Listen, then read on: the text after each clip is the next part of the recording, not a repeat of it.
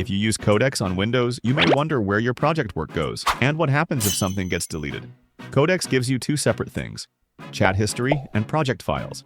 Today, I'll show you where Codex stores your data, what deleting a Codex chat actually does, and how to recover deleted project files. If you want to learn how to recover deleted ChatGPT chat sessions, just check out our previous video.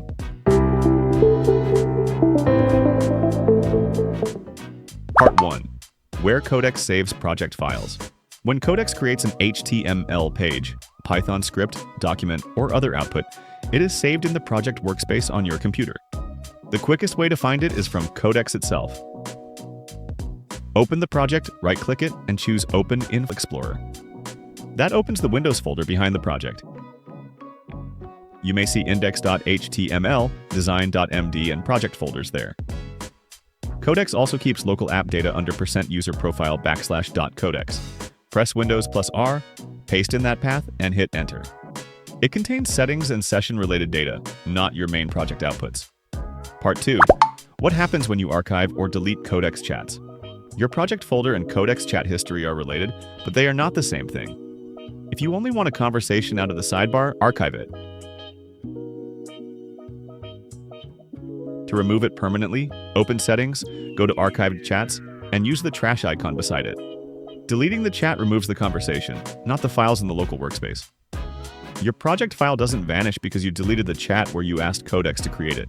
The reverse is true too. Deleting files in File Explorer does not change chat history. A permanently deleted Codex chat cannot be restored through the app, API, or support. Part 3. Recovering deleted Codex project files with 4 DDIG local files are different. A deleted project folder, code file, or document may still be recoverable before Windows overwrites that storage space. Check the recycle bin first.